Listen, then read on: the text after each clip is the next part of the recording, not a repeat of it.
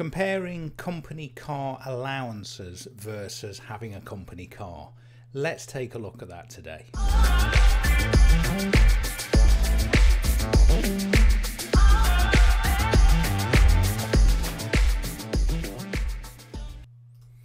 Welcome back to the channel, folks. JD here again. I had an email very recently from one of my viewers asking if the EV salary sacrifice spreadsheet, which I've done a few videos on, which is where you can compare running a car versus having a salary sacrificed electric vehicle, and just to see if if it would be favourable for you. They asked if this spreadsheet could also be used for comparing a straight car allowance versus a petrol or diesel company car, and the answer is quite simply yes. And that's what I wanted to do today. And it's quite interesting when you look at the figures. Even if you take, in this example, I'm just going to take a bog standard Ford Mondeo and just look at whether it would be more beneficial having a company car or whether taking a car allowance and using that money to buy your own car. So what I've done, look, what we'll do is, let me just get rid of this for a minute. So I just did a search for Ford Mondeo CO2 emissions, and I'm going to choose this one here, look. So it's a Ford Mondeo 2 litre L Eco Blue TDCI Titanium Edition 150 brake. Now this is the figure we want, look, 136 CO2s or 136 grams or whatever they quote it in, because that's what determines the BIK rate, so the benefit in kind rate. Now, if you've seen any of my previous videos when we talk about electric vehicles, the main benefit of salary sacrificing an electric vehicle at the moment is because the benefit in kind rate is so tiny. So last year it was 0%, this year 21-22 it is 1%, and then next year up until tax year 24-25 it's just 2%.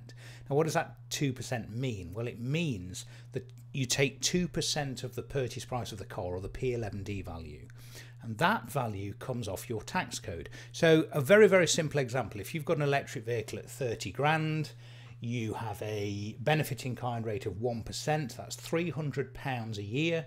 That comes off your tax code. If you're a 20% taxpayer, the difference in your net pay is therefore 20% of £300, which is just 60 quid a year or £5 a month. This is where it gets interesting when you look at a standard petrol or diesel car though, look, because 136 grams, if we go to this tab here, look, I've just done a search for benefit in kind rates 2021.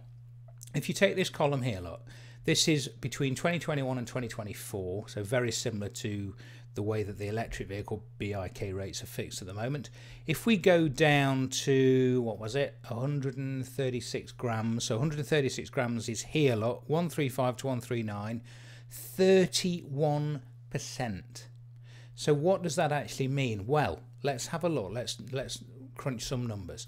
Okay, so let's go to the spreadsheet. So let's say we are a standard taxpayer, so we've got a standard tax code for this year, which is currently 1257L, and we'll ignore pension contributions and all sorts of things like that. Let's say we earn, I don't know, £35,000 a year, and let's say we get, I don't know, what should we say, 300 quid a month car allowance, so that's going to be another 3,600. So we'll ignore anything else, ignore pensions and other perks, as I said. That would give us a net pay of 2492, thereabouts, give or take a few pence. So if we go down here, look, on the spreadsheet, we can put in our own numbers for running our own car. So let's say we've got a car loan and it's, I don't know, £300 a month. And let's say we pay our own insurance, obviously, so that's, say, I don't know, £35 a month.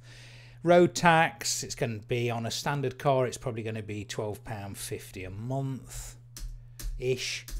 And then we could take this further and we could look at running costs, petrol, because this is kind of designed for comparing petrol and diesel versus electricity. So I won't put anything in there.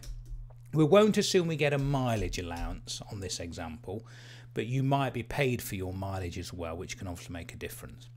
So then let's have a look and assume that we were going to get this company car. So basically the company's paying for the car, but we have got to pay the company car tax. And as we've just seen, on a car with an on-the-road price of 26,730, so we'll use that as our P11D value, and 136 grams per kilometre. Is it 136? Is it per kilometre? You know what I mean anyway. 136 CO2s. We have got a benefit in kind percentage of 31%. So in the old spreadsheet, I'm going to put in here, look, the P11D value of the vehicle, which was 26,730. So let's put that in there, 26,730. And a BIK rate of 31%, which means £8,286.30 needs to come off our tax code. If you've seen a video I did probably about 9 months ago, I looked at a BMW 5 Series, which was also a 31% BIK, but because the P11D value was so high, it actually ended up with a negative tax code. The BIK was more than £12,570 a year, which is our current personal allowance, which means that you ended up with a negative tax code. Anyway, in this example, 8286.30, which is 31% of 26,730, is going to come off our tax code. So our revised tax code now, look, is 4280. Basically, we don't pay tax now on the first £4,280 a year versus £12,570 a year without the company car. So what does that mean? Well, it means that our net pay now comes down, look, to 2,354.35, which means, in effect, we are £209 up. So assuming that the car was insured by the company and obviously taxed on the lease, in this example, we would still be £209 up. However, you've got to remember that this is also assuming that we're being given the car allowance as well, because this spreadsheet automatically populates the car allowance from the left-hand side of the sheet. If I take the car allowance off, because it's highly unlikely if you were being given a car allowance to buy your own car versus a company car, it's highly unlikely they'd give you a car allowance as well, isn't it? So if you look at it now, we are actually only £5 a month better off. So in this case, we're given £300 a month to pay for our own car and to run it, versus having a Ford Mondeo given to us effectively through the company. But the amount of car tax that we would have to pay, which as you can see is £342 a month, effectively, that car would cost us on car tax. There's not much in it. There's not much in it at all, because we're paying a loan, we're paying insurance, we're paying road tax, versus having a car but paying a substantial amount of company car tax on it. So it's an interesting one, isn't it? You know, you think, oh, I'll get a company car, but it's not your own car. And if you leave the company, you have to give the car back. But in this case, look, if you were looking at a typical average car, Ford Mondeo, now the only question is, would we get a Ford Mondeo of £300 a month on a personal PCP or a lease? Probably not. So I'm probably doing this probably a disservice here. But who's to say that you would buy a brand new car? With a car allowance, you can do exactly what you want with that money. You might buy a 5-year-old car. You might have a personal loan. And the nice thing about this is, look, obviously once you've paid the finance off and you own the car, you can keep the car allowance. So food for thought there, that, you know, when you get a company car, the amount of tax that you pay, if it's not an electric vehicle, can greatly affect whether it's worth having one. Very quickly, look, if we just take a, I don't know, let's say BMW 520D P11D, what we're looking at, can I find that? Here we go. Right, let's say we're going to go for a 520D M Sport Edition. So P11D value, look, in this case, yeah, 31%, so that's good. 50,290. So if I change that there, look, negative tax code, that's going to cost us £469 a month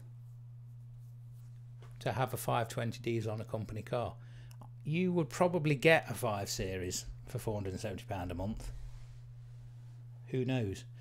Anyway, just thought I'd go through that because it's quite an interesting way of looking at things. As always, if you do want a copy of the spreadsheet which you've just seen, it's a one-off payment of £10. You'll get as many updates as I care to make. You can send me an email here.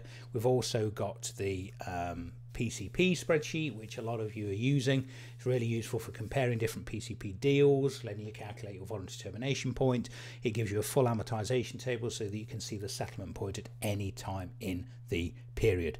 Please do subscribe if you haven't already done so.